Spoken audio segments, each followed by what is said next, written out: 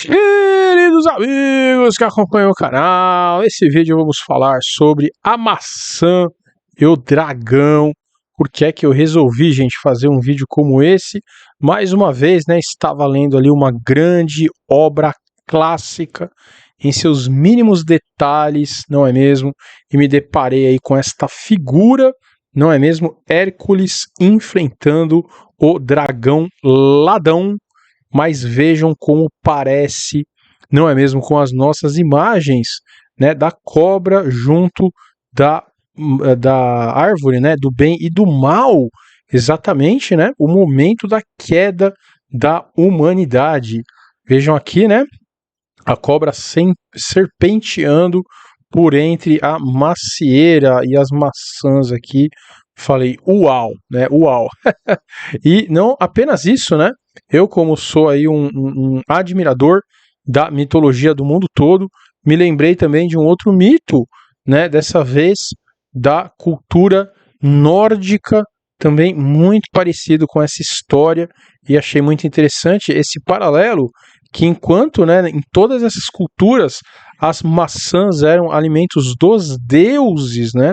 Dos deuses, a cultura judaica, né, que exatamente que vem aí o cristianismo, diz o contrário, né, que o ser humano ele deveria ficar distante. Se pensarmos, né, que são aí frutos, né, são alimentos de deuses, até faz sentido, né, até isso na verdade bate com a nossa cultura judaico-cristã, tá certo, pessoal? Então vamos discutir sobre isso. Olha, esse vídeo aqui está sensacional. E eu queria, né, antes de trazer essa discussão, falar mais uma vez sobre como os poderosos, aí, os caras que mandam no mundo, né, gente, os caras que dizem assim pra você, ó, não, agora você parou de gostar disso, você vai começar a gostar daquilo, né? Só um parênteses muito curioso, né, gente? Eu percebi, eu tomei essa Red Pill aí, a Red Pill do Morpheus, né, do filme do Matrix. Eu tomei essa Red Pill, pessoal, quando eu tinha, o quê, uns 10, 12 anos, né, que eu gostava muito de ouvir ali as bandinhas de hard metal, né, que se fala, hard metal, né, que era ali o Guns N' Roses, Skid Row, Poison, que na época fazia muito sucesso. E aí do nada, pô, parece que a MTV falou assim, ó, não, isso aí não é mais o que a gente quer, né, agora é o grunge. E aí a gente teve que, pô, parar de ouvir, porque a MTV não passava mais, as rádios não tocavam mais, né, então o hard rock estava morto, né? E a gente começou a ouvir grunge. Pô, como assim, né? Então eles mandam no que a gente vai ouvir. Então essa foi a minha primeira Red Pill, né? Do nada, realmente parece que eles mudaram de ideia. E aí todo mundo, né, teve que mudar de ideia, tanto que as bandas mesmo de hard rock, nenhuma nova foi criada, né? E as que tem até hoje são os idosos aí dessas mesmas bandas que vêm, né, tocam e ainda ganham aí uma fortuna, que coisa, né, para vocês verem o tamanho do poder desses caras, né, mesmo eles falando que não é mais o material adequado, né, eles julgaram que não era mais aquilo que a gente deveria ouvir, mesmo assim aqueles caras ainda hoje ganham fortunas, né, fortunas, porque fazem show e o pessoal ainda vai, eu mesmo vou, né, pela questão aí da memória afetiva, muito interessante. Então só pra gente, né, o que isso aí tem a ver, meu Deus do céu, com o tema, tem tudo a ver, né, gente, vejam aí, trouxe duas obras, mais uma vez, do Joseph Campbell, gente, uma pena, né, eu fiz um material tão legal aí do Joseph Campbell, eu tô pensando em liberar aqui no YouTube mesmo, né, que eu tava fazendo um cursinho lá sobre o Gilgamesh, e aí infelizmente eu comecei a trabalhar muito, né, eu parei o curso no meio. Tô pensando em liberar esse material aqui mesmo, viu? Porque realmente ficou muito rico, né? Tanto o poder do mito, né? The Power of Myth, quanto o Herói de Mil Faces, esse é o livro também que eu li, né? Eu era novo aí e ele me marcou muito, exatamente porque, né, gente? Qual que era esse conceito antigo? Então, assim como a música, né? Não vai ouvir mais Guns N' Roses, agora é Nirvana. Assim como a música, os poderosos também estão mudando esse conceito. Então, lá atrás, nos anos 60, o Joseph Campbell foi escolhido, né, pelos donos do mundo aí para nortear o pensamento, a filosofia ocidental e, né, infelizmente aí hoje podemos dizer que a filosofia ocidental acaba alterando a filosofia do mundo inteiro.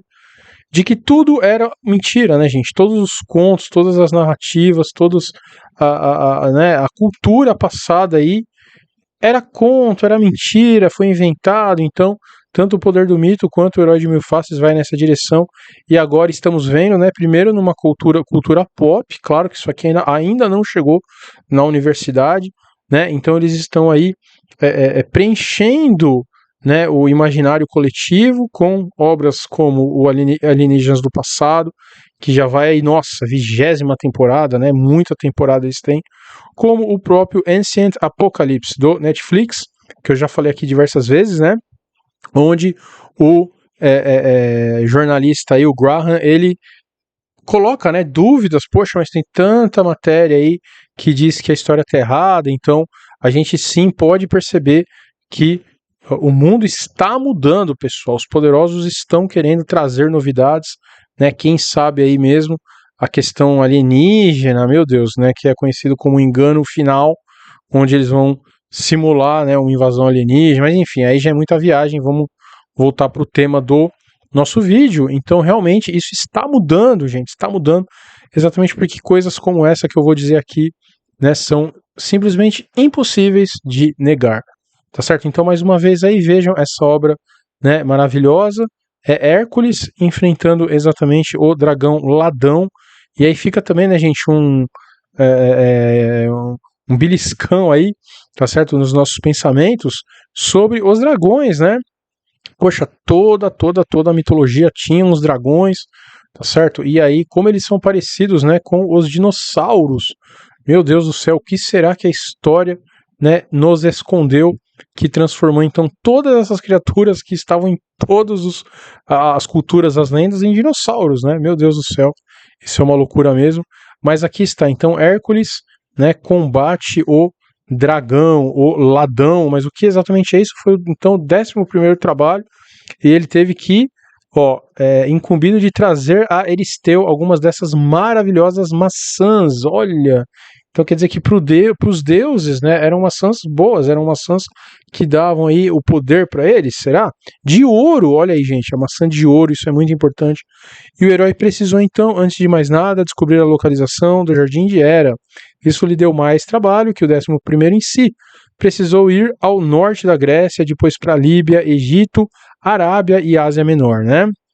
E teve aventuras aí. Gente, esses heróis a gente sabe muito bem, né? O próprio Gilgamesh, imagina que herói legal, né? O cara é tão gente fina que ele desposava, né? Quem quiser aí, entenda o que quiser. Ele desposava todas as mulheres do reino dele. Olha que cara, gente fina. São os heróis, né? São os heróis. O próprio Hércules, né? Matou a esposa e a filha. Então eram fascínoras, assim, que deixavam qualquer um dos que a gente conhece aí nessa história, né, deturpada, no chinelo, gente, no chinelo. Então são os heróis, né? Como diz a Bíblia, que os filhos diretos dos caídos com os humanos são conhecidos como heróis. Meu Deus do céu. E a Hera então recebera de Gaia lindas maçãs, ou pomos de ouro, como presente de casamento, e mandou plantá-las em seu jardim no extremo ocidente. Belíssimas Hespérides, um feio e imortal dragão de 100 cabeças, ou uma serpente, guardavam as preciosas árvores. Muito interessante, né? Maçãs de Hespérides eram consideradas como um tesouro. Elas eram guardadas então pelo dragão. Segundo a lenda, maçãs eram de ouro e davam juventude eterna para quem comesse. Então, aqui está, né? Enquanto dava juventude eterna para os deuses, isso em lugar nenhum fala, né, gente? Mas muito provavelmente o corpo humano não aguentaria comer uma maçã dessa daí. Olha só que interessante, né? E o mais interessante, né, gente? Vamos falar aqui, no meio aí das informações, né, que a gente conhece das mitologias, algumas inserções também do pop. Olha o que eu falei do pop aí, das músicas, né? Como é importante a gente ter essa noção, esse jogo que tem aí, né, inúmeras versões, reedições. Gente, olha, é um universo. O Assassin's Creed diz exatamente isso, né? Toda a busca dele é por maçãs, tá certo? Olha que interessante, né? Maçãs aí que teriam alterado o curso da humanidade. Muito legal, né? Gente, nossos vídeos aqui do Portal 137 não tem propaganda de cursos, né? Então pedimos aí simplesmente para vocês se inscreverem, o mais importante. Também, né, não deixar aí de entrar no nosso grupinho do Telegram, se inscrever aqui no YouTube, comentar, curtir, porque realmente nos ajuda bastante. Instagram e Twitter, né, também estamos ali o dia inteiro repostando muitas informações bacanas. E aí, gente, olha só que interessante. Então, conhecemos bem, né, a história aí das Hespérides dentro da mitologia greco-romana. Por quê, pessoal? Porque temos muitas obras, né, que sobreviveram. Então, as obras mais importantes gregas, podemos colocar aí a Teogonia de Hesíodo, né, as histórias de Heródoto, a Odisseia e a Ilíada de Homero, né, e a parte romana, sem dúvida nenhuma, a Eneida, que é exatamente o livro que, mais uma vez, gente, eu estou lendo, porque isso daqui não é um livro, pessoal, isso daqui é algo assim para você se deleitar, né? Para quem gosta de literatura, meu Deus do céu. A própria história de como foi criada a Eneida é uma coisa que enche meu coração de alegria e prazer, de verdade, gente, é uma coisa maravilhosa. Né? Ele escreveu para o Augusto, né? O sobrinho do Júlio César, que pegou aí, né, Roma depois de toda aquela bagunça que aconteceu no Senado. Enfim, gente, é só isso aí já dá, né, muitos vídeos. Mas por que eu trouxe isso aqui? Temos então muita informação antiga do reinos, né, dos reinos aí da mitologia grega, romana e da mitologia nórdica, né? O principal aí é o Edda em prosa, né? O Edda em prosa que eu também já tive o prazer enorme de ler. E dentro do Edda ali está Iduna.